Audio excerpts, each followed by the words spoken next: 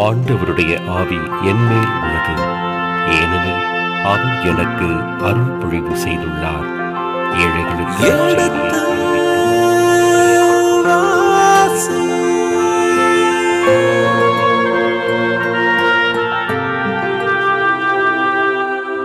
எடுத்து வாசி.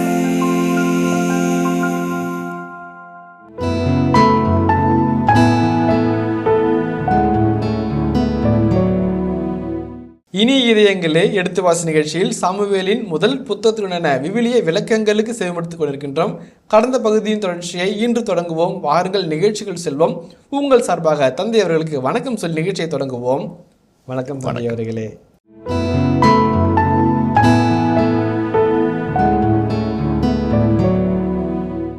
இப்ப சாம்பல் இறந்துட்டாரு. அவரால் செய்தி பெற்றுக்கொள்ள முடிய இறைவாக்கள் யாரும் இல்லை. இறைவாக்கள் இல்லை, செய்திகளை சொல்ல குருக்கள் இல்லை.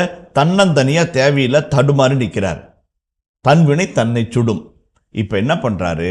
ஆண்டவரே, அடியானுக்கு இப்படிப்பட்ட இக்கட்டிலிருந்து விடுவிக்க ஒரு இறைவாக்களை அனுப்பி வையும், அல்லது ஒரு குருவை அனுப்பி வையும், அல்லது யாரிடம் சென்று நான் நம்முடைய குரலை கேட்க வேண்டுமோ அதற்கான வழியை காட்டும். அதான் பண்ணிருக்கணும் இல்லைங்களா? எந்த கதவை தட்டுறதுன்னு தெரியலன்னு அந்த சொன்ன பொண்ணுக்கு அந்த கதவை தட்டுமான்னு நம்ம சொன்னோம் இல்லைங்களா? அரசர் முன்னின்று படைநடத்துகிறவர் அச்சம் திகழும் உள்ளத்தை வாட்டி வதைக்க ஆண்டவரேன்னு போய் நின்றுக்கணும். அதுதான் யோசுவா செஞ்சார், அதுதான் மோசே செஞ்சார், அதுதான் நீ தலைவர்கள் செஞ்சாங்க. இவரும் அதானே செஞ்சிருக்கணும், செய்யலை. என்ன பண்ணுறாரு? இஸ்ராயல் நாட்டில் வெகுவாக கண்டிக்கப்படத்தக்க, வெறுத்து ஒறுக்கத்தக்க, ஆண்டவருடைய மிகப்பெரிய சாபத்தை வருவிக்கக்கூடிய குறி சொல்லும் காட்சிக்கு தன்னை உட்படுத்துகிறார், செயல்பாட்டுக்கு உட்படுத்துகிறார். அதான் கேட்கிறாரு, பணியாளரிடம் குறி சொல்லும் ஒரு பெண்ணை தேடி என்னிடம் அழைத்து வாருங்கள், நான் அவளிடம் ஆலோசனை கேட்க வேண்டும் என்றார்.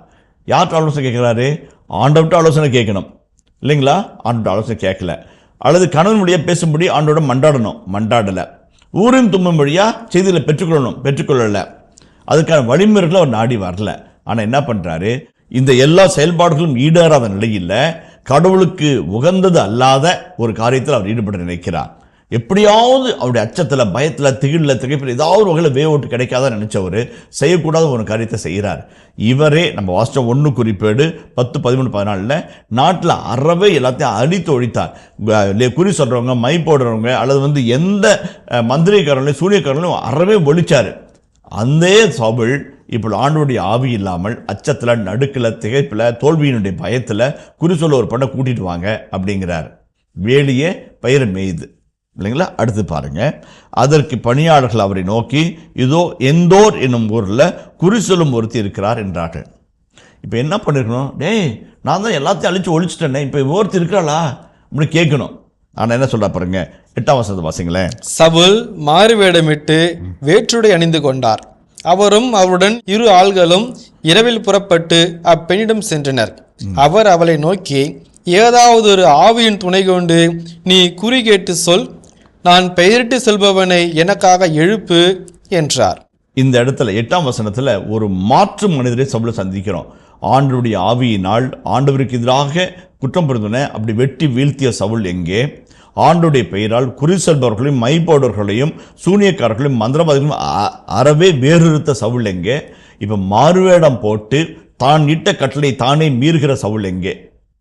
இல்லைங்களா? இப்போ அவரே நாட்டில் எதுவுமே இருக்கணும் அழிச்சாரு, அவர் போட்ட கட்டளை அவரே மீறுறாரு. அதே மீறுறாரு. 2வது, அந்த பொண்ணுகிட்ட போய் மாறுவேடம் போட்டு 2 ஆளுங்களை கூட்டிகிட்டு போயிட்டு என்ன சொல்கிறாரு? நான் சொல்லும் மனிதரை எனக்காக உயிருடன் எழுப்பு அப்படின்னு சொல்கிறார் இல்லைங்களா? இப்போ ஒரு சின்ன அண்மை தொன்மை கிழக்கு நாடுகளிலே இருக்கிற நம்பிக்கைகள், மூட பழக்க வழக்கங்கள், கானானேய, பிலிஸ்தேய மற்றும் மோவாபிய மக்கள் மத்தியில் இந்த பழக்க வழக்கங்கள் பற்றி ஒரு சின்ன புரிதலை நம்ம புரிஞ்சுக்கிட்டோம் அப்படின்னோம்னாக்க இந்த பகுதியை நம்ம கொஞ்சம் புரிஞ்சுக்கிறதுக்கு கொஞ்சம் எளிதாக இருக்கும். அவ்வளோ எளிதில்லை, இருந்தாலும் இனிதாக இருக்குன்னு ஒரு நம்பிக்கை. பார்ப்போங்களேன். இப்போ எபிரேய மொழியில் ஒபோத் என்று சொன்னால் மீடியம், அதாவது அந்த இறந்தவர்களோடு உரையாடுகிற நிலை அல்லது இறந்தவர்களை உயிரோடு எழுப்புகிற ஒரு நிலை என்று பார்க்கலாம். அதே போல் இதே ஒனிம் என்ற ஒரு வார்த்தை இருக்கிறது. அந்த வார்த்தை ஆவிகளோடு பேசுதல். அண்மை தொன்மை கிழக்கு நாடுகளில் இறந்த ஆவிகளோடு பேசுவதையும் இறந்த உலகத்தோடு தொடர்பு கொள்வதையும் ஒரு வழக்கமாக வைத்திருந்தார்கள். இந்த இறந்தோர் வழக்கம் என்பது இறந்தோருக்காக மண்டாடுவது, இறந்தோருக்காக ஜெபிப்பது, இறந்தோரை தன்னுடைய ஜெபத்தில் நினைவு கூறுவதெல்லாம் தொன்று தொட்டு வருகின்ற மூதாதையருடைய பழக்கங்களே வருது. முதுமக்கள் தாலி என்று நம்முடைய கலாச்சாரத்தில் பார்த்துருக்கிறோம். அதுக்கு முன்பாக சுமேரிய கலாச்சாரத்திலும் சரி, அது முன்பாக எகிப்திய மம்மிக்கள் கலாச்சாரத்திலும் இறந்தோர் பற்றிய ஒரு தெளிவான புரிதல் அல்லது காலகட்டத்திலே இறந்தோரை மதிக்க வேண்டும், இறந்தோருக்குள்ள உறவை நாம் மறந்துவிடக்கூடாது என்கின்ற பல்வேறு நிலைப்பாடுகளை உலகத்தின் பல நாகரிக தொட்டிலின் கலாச்சார மதங்கள் கொண்டிருந்தன. அதை வந்து மறுக்கவும் முடியாது, மறக்க இயல முடியாது. 3000-4000 ஆண்டுகளாக நம்ம மத்தியில் இருக்கிற பிரமிடுகளிலிருந்து இறந்த அரசருடைய கல்லறைகள் அன்றே வேறு இல்லை இல்லைங்களா? அப்போ அது பார்க்கணும். அந்த வகையில் பார்க்கும்போது இறந்த உலகத்தோடு தொடர்பு கொண்டு வாழ்ந்து கொண்டிருக்கணும், அவர் நினைவிலும் அவருடைய உறவிலும் வாழணும், அவங்க நம்மளுக்கு உதவி செய்வாங்க என்றெல்லாம் பல்வேறு எண்ணங்கள் இருந்த ஒரு காலகட்டத்தில் இந்த நிகழ்வு சொல்லப்பட்டிருக்கிறது. அந்த வகையில் சவுல் என்ன பண்ணுறாரு, குறி சொல்லுவர்த்திடம் நான் சொல்லுகிற ஒருவரை உயிரோடு எழுப்பு என்கிறார்.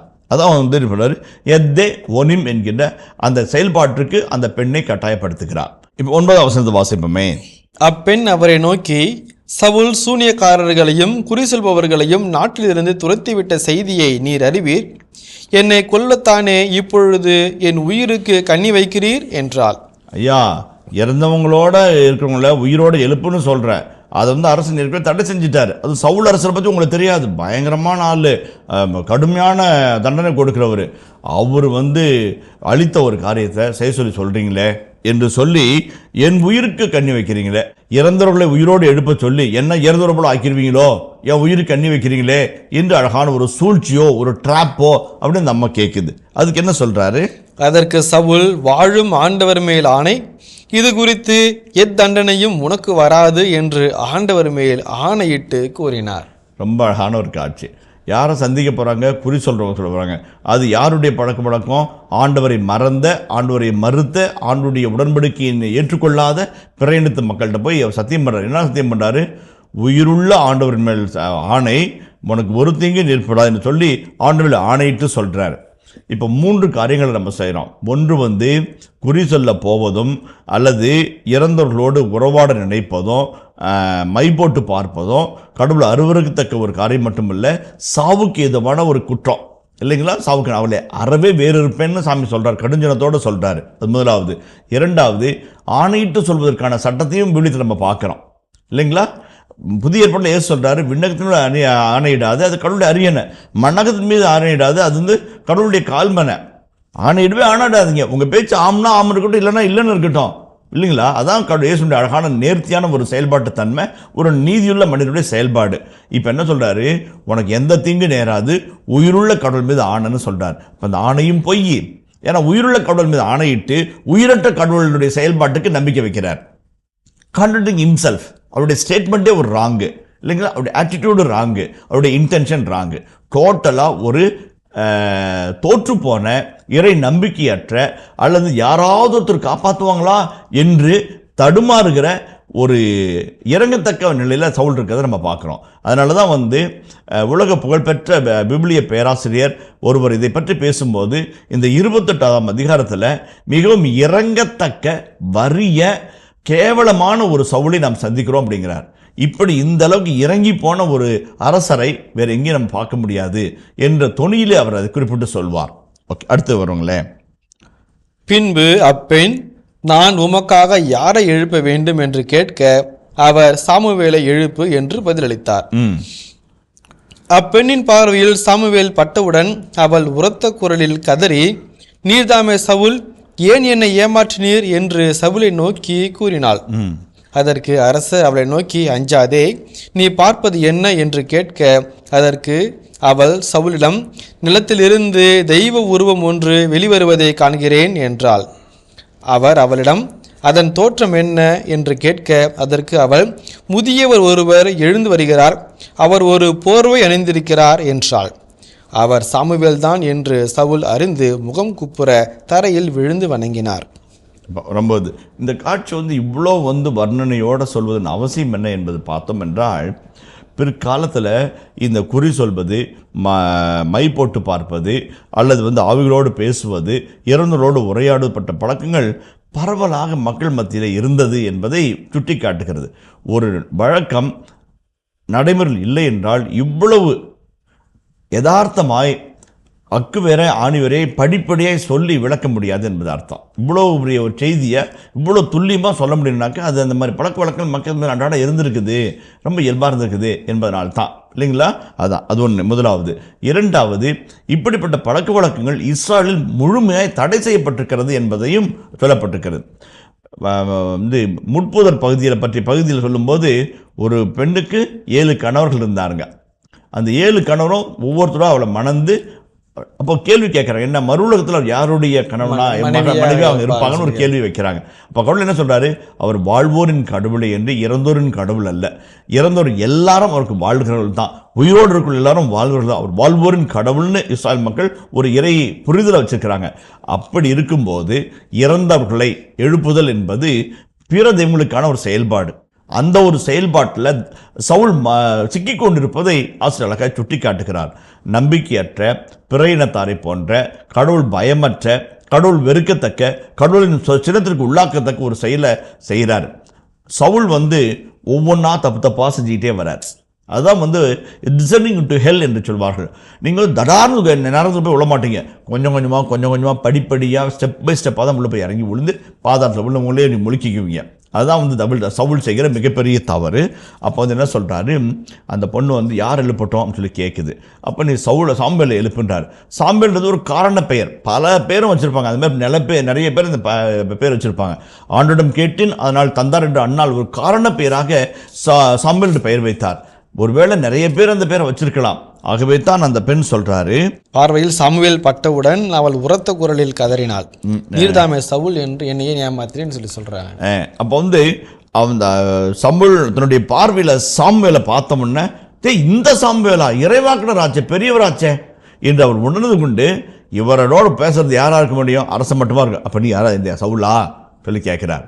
அந்த பணிப்பெண் எவ்வளவு அழகாய் சூழ்நிலையை புரிந்து கொண்டு, பெரிய தப்பு பண்ணிட்டோம், ஆண்டவருடைய நாட்டில் வாழ்கிற நாம் ஆண்டவரால் தடை செய்யப்பட்ட ஒரு காரியத்துக்குள்ள நம்ம போயிட்டுமேன்னு ஒரு பதறல் வந்திருக்கிறது. அரசனோ காண்கிறது இறைவாக்கினரோ என்று பதறி போய் உயிருக்கு ஆபத்து என்பதை உணர்ந்து கொண்டு பதறி போய் கேட்கிறார். கவலைப்படாத, ஒன்றாகாது உனக்கு, நான் அவரோட பேசுகிறேன், யாரை பார்க்குறேன் நீ கேட்குறேன். இவனால் பார்க்க முடியல, அவரால் பார்க்க முடியுது. அப்போ அதற்கு அரசர் அவளை நோக்கி, அஞ்சாதே, பார்ப்பது என்ன என்று கேட்க, அவள் சவுலிடம், நிலத்திலிருந்து தெய்வ உருவம் ஒன்று வெளிவருவதை காண்கிறேன் என்றாள். அந்த பெண்ணுடைய பார்வையில் சாமுவேல் பட்டவுடன் உரத்த குரலில் அவள் கதறி, நீர்தாமே சவுல், ஏன் ஏமாற்றினீர் என்று சொல்லி சவுலை பார்த்து கதறாங்க. இந்த கதறலுக்கு விவிலிய விளக்குவர்கள் 3 காரணங்களை சொல்கிறாங்க. அந்த பொண்ணு யாரை எழுப்புட்டுன்னு கேட்குது, சாமுவேலை எழுப்புன்னாரு. சாமுவேல் வந்தோடனே ஏன் உனக்கு கதறாங்க பதறாங்கன்னு கேட்கும்போது 3 விளக்கு வரைகள். ஒன்று அந்த பொண்ணே எதிர்பார்க்கல நம்ம நினச்சது நடக்குன்னு. இவரோட முறையாக ஒரு ஆவியோட பேசக்கூடிய வாய்ப்பை நான் சொன்ன வந்துருச்சே என்று ஒரு அதிர்ச்சியும் பயமும் இருக்கலாம், முதலாவது. இரண்டாவது, வந்திருந்தது சாமுவேல்னா இங்கே இருக்கிற சவுலாச்சே, நாம் தீந்தம்படா, 2வது காரியமாக இருக்கலாம். மூன்றாவது, என்னை நான் தான் ஏமாற்றப்பட்டோம் என்கின்ற ஒரு அதிர்ச்சியில் அந்த பெண் சொல்லப்பட்டிருக்கலாம் என்று சொல்கிறார்கள். இப்போ ஒரு சின்ன சின்ன செய்திகள் நம்ம உள்கீடாக கொண்டு வரலாம். அந்த இடத்துல 13ஆம் வசனத்தில் நீ பார்ப்பது என்னன்னு கேட்குறாரு. அதற்கு அந்த பெண், நிலத்திலிருந்து தெய்வ உருவம் ஒன்று வெளிப்பட்டு வருவதை நான் காண்கிறேன். தெய்வ உருவம்ன்றாங்க. இந்த தெய்வ உருவம்னா என்ன அப்படின்னு சொல்கிறாங்க. ஆவியை பார்க்க முடியுமா? இந்த புதிய ஏற்பாட்டில் நீங்கள் பார்ப்பது போல கைகளும் கால்களும் ஆவி கிடையாதுன்னு இயேசு உயிர்த்தாண்டவராக இருக்கும்போது சொல்லுகின்ற பல நிகழ்வுகள் எல்லாம் உள்கூடா வச்சு நம்ம யோசித்து பார்க்குறோம். அப்படி பார்க்கும்போது இந்த பெண்ணுக்கு இது ஒரு அதிர்ச்சியூட்டும் அனுபவமாக இருக்கிறது. முதலாவது ஏன்னா அவங்க சாமுவேலை பார்த்தாங்க. சாமுவேல்னு சொன்னால் ஏதோ ஒரு சாமுவேல், என்னமோ ஒரு சாமுவேலாக இருக்கலாம். இந்த சாமுவேலா வல்லமை உள்ளவர், இவர் வழியாகத்தானே உலகத்தில் இருக்கிற எல்லா குறி சொல்வோரையும் மைபோடர்களையும் மந்திரவார்களையும் சூரியர்களையும் சாபுல்ல அழித்தாரு, ஒழித்தாரு. அவரே நிற்கிறாரு, அவரை தொட்டுட்டோமே அப்படின்னு ஒரு அதிர்ச்சியாக இருக்குது. மூன்றாவது ஒருவேளை இது வரைக்கும் அந்த பொண்ணு அந்த மாதிரி ஒரு காட்சியில் ஈடுபடாமல் முறையாக பார்க்கறதா கூட இருக்கலாம் நம்ம சொன்னோம். அப்போ ரியல் சாமுவேல். அப்போ அவர் சாமுவேல்னு உணர்ந்த உடனே சவுல் முகம் குப்புற தலையில் விழுந்து வணங்குறார். ஏன்னா அது அவருடைய பழக்க வழக்கம். அதுப்போம். இப்போ இறந்தோரோடு உறவாடுவது நெக்ரோமான்சி என்று சொல்வார்கள். நெக்ரோஸ் என்றால் இறப்பு, மான்சி என்றால் அந்த மேன்டிக் ஆக்டிவிட்டி என்று சொல்வார்கள். நெக்ரோமான்சி என்று சொல்வார்கள். பல கலாச்சாரங்களில் பல மதங்களில் இது பற்றிய செய்திகள் இருக்குது. இந்த நெக்ரோமான்சியை பற்றி விபிலியம் எழுதப்பட்ட காலகட்டத்தில் இப்படிப்பட்ட பழக்க வழக்கங்கள் அண்மை தொன்மை கிழக்கு நாடுகளில் இருந்ததையும் அப்படிப்பட்ட ஒரு நிகழ்வுகள் இஸ்ராயல் குலத்தாரிடையே இருக்கக்கூடாது என்பதையும் விபிலியம் உறுதி செய்கிறது. அறவே அதை தடை செய்கிறது. ஏதாவது ஒன்று வழக்கத்தில் இருந்தால் தான் அதை தடை செய்ய முடியும். ரைட்டு. தடை செய்கிறதுக்கு என்ன காரணம்? அவங்க செய்கிறாங்க, ஏன் நாங்கள் செய்யக்கூடாதுன்னு கேட்டாக்க அதுக்கு ஒரு காரணத்தை சொல்லுது. ஏனென்றால் உயிரின் மீது அதிகாரம் உள்ளவர் ஆண்டவர் மட்டுமே, முதலாவது. இரண்டாவது, அந்த ஆண்டவரிடம் ஆலோசனை பெற கனவுகள் இருக்கிறது, காட்சிகள் இருக்கிறது, ஊரின் தும்மின் போன்ற திருவழிபாட்டு உபகரணங்கள் இருக்கிறது. இவைகள் வழியாக கடவுளுடைய செய்தியை கேளுங்க. சாம்பலுடைய நிகழ்வின் போது நான் சொன்னேன், இன்குபேட்டர் ஸ்லீப் என்று சொல்லி ஆலயத்துடைய திருத்தோயகத்துக்குள்ள படுக்கையும் தலையணிமா போய் படுத்து ஆண்டவர் பேசுறது கேட்டு மக்கள் உரையாடுகிற செயல்பாடுகளும் கூட இருந்திருக்குது. அதெல்லாம் கூட தடை செய்யலை. ஆனால் இறந்தவர்களை உயிர்ப்பட செய்து அல்லது உயிரோடு எழுப்பி அவரோடு பேசி ஆலோசனை கேட்டு நடக்கப் போவதையும் நடக்க இருப்பதையும் தெரிந்து கொண்டு செயல்பட ஆயத்தமாக இருப்பது என்பது கடவுளை தவிர்த்து செய்கிற ஒரு செயல்பாடு, கடவுளை மாற்றுப் பொருளாய் பயன்படுத்துகிற ஒரு செயல்பாடு. உயிருள்ள ஆண்டவர், அந்த உயிருள்ள ஆண்டவரை புறக்கணித்து உயிரற்ற சடலத்துக்கு உயிர் கொடுக்க வைத்து அந்த உயிர்பெற்ற சடலத்தோடு நடக்க இருப்பதை நினைந்து பார்ப்பதை இப்போ நீ வேண்டாம் இது போதும் சொல்கிற இல்லைங்களா? அந்த வகையில் கடவுளை மறுத்து சொல்கிற அல்லது கடவுளை மறக்கடிக்க செய்கிற இந்த செயல்பாட்டை யூத மக்கள் மத்தியிலே அறவே தடை செய்திருந்தார்கள். அதுதான் விழுத்தினை பல இடங்களில் நம்ம பார்க்குறோம். நிறைய இடத்துல அதுபடி செய்திகள் சொல்லப்பட்டிருக்கிறது. லேவியர் 19:31 வாசிப்போமே. பில்லி சூனியம் பார்க்க வேண்டாம், குறிகாரரை அணுக வேண்டாம், அவர்களை தேடி அவர்களால் தீட்டாக வேண்டாம், நானே உங்கள் கடவுளாகிய ஆண்டவர். நானே உன் கடவுளாகிய ஆண்டவர், நானே உனக்கு செய்தி சொல்வேன், நானே உன்னோடு உரையாடுவேன், நானே நடக்க இருக்க அனைத்தையும் உனக்கு வெளிப்படுத்துவேன். சாமி சொல்றாருல, அப்ப குறிக்காரர்கள் வேணாங்கிறது. அதேமாரி 20ஆம் அதிகாரம் லேவியர் 6ஆம் வசனத்தை வாசிப்போம். குறி சொல்வோரையும் மை போடுவோரையும் பின்பற்றி வழி தவறியோரை எதிர்த்து என் முகத்தை திருப்பிக் கொண்டு அவர்கள் இனத்தில் இராதபடி அழைப்பேன். அவர்கள் இனத்திலேயே இராதபடி அழித்தொழிப்பேன்னு சாமி சொல்றார் இல்லைங்களா? அப்போ அந்த வகையில் நெக்ரோமான்சி என்கின்ற அந்த இறந்தோரோடு இறந்த உலகோடு உறவோ உரையாடலோ வைத்திருப்பது வேண்டாம் என்று இஸ்ராயலிலே தடை செய்யப்பட்டிருக்கிறது.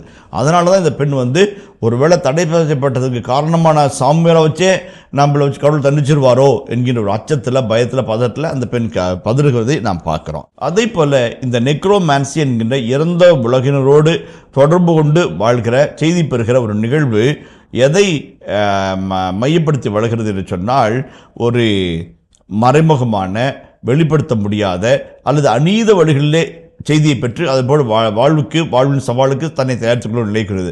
அதற்கு மாறாக பைனே என்கின்ற அழகான விவிலிய விளக்கவர்கள் சொல்வார், இறை மக்கள் உயிருள்ள வாழும் இறைவன் மீது நம்பிக்கை வைத்து அவர் வழியை அருளை பெற்று வாழும் வாழ்நிலைக்கு தங்களை தயார்படுத்திக் கொள்ள வேண்டும். அந்த அருள்நிலையை தவிர்த்து, அந்த அருள்நிலையை புறக்கணித்து, அந்த அருள்நிலையில் இறைவனோடு உரையாடி இறை திருளத்தை தெரிந்து கொள்ள தவறும் பட்சத்தில் தான் நம்ம வாழ்க்கையில் அருளை இழந்த நிலையில் தான் நாம் மற்ற ஆதாரங்களுக்கு தேடி செல்ல போவோம். ஆக தவிர்க்கப்பட வேண்டிய ஒன்று என்பதில் மாற்று கருத்து இல்லை என்று உறுதிபட சொல்வார். அந்த வகையில் பார்க்கும்போது இந்த இறந்தவர்களோடு உறவாடுவது ஒரு தெய்வ உருவம் போல் வருகிறது என்கின்ற காட்சிகளை இந்த அண்மை தொன்மை கிழக்கு நாடுகளை பின்னணியில் நம்ம வைத்து புரிந்து கொள்ள அழைக்கப்படுகிறோம். முதலாவது. இரண்டாவது, ஒரு முதியவர் ஒருவர் எழுந்து வருகிறார், அவர் போர்வை அணிந்திருக்கிறார். மெரி என்கிற ஒரு வார்த்தையை போர்வைக்காக ஆசிரியர் பயன்படுத்துகிறார். அந்த வார்த்தை ஸ்லீவ்லெஸ் கார்மெண்ட் என்று சொல்வார்கள். ஒரு போர்வை, அந்த போர்வைக்கு கை இல்லை, அப்படி மேலே மட்டும் போத்திக்கலாம், மேலே மட்டும் போத்திக்கலாம், ஸ்லீவ்லெஸ். இந்த போர்வைன்னு சொன்ன உடனே நமக்கும் சவுலுக்கும் பளிச்சுன்னு அடிக்கிற மாதிரி ஒரு வார்த்தை ஒரு நினைவுக்கு வரும். என்ன?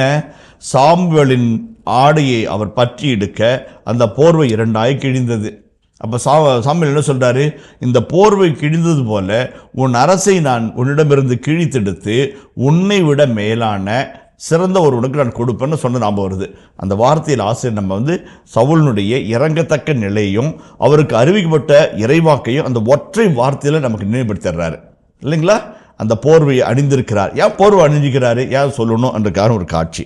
இரண்டாவது, அவர் சாமுவேல் தான் என்று சவுல் அறிந்ததும் வந்திருக்க ஒரு முதியவர், சாமுவேல்னு சொன்ன தெய்வ உருவம் அந்த அம்மா சொன்னிச்சு, முதியவன் சொன்னிச்சு, போர்வன்னு சொன்னிச்சு, புரிஞ்சிருச்சு.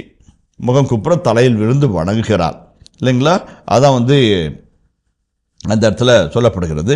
உதாரணத்துக்கு 1 சாமுவேல் 9:19 வாசிங்களேன்.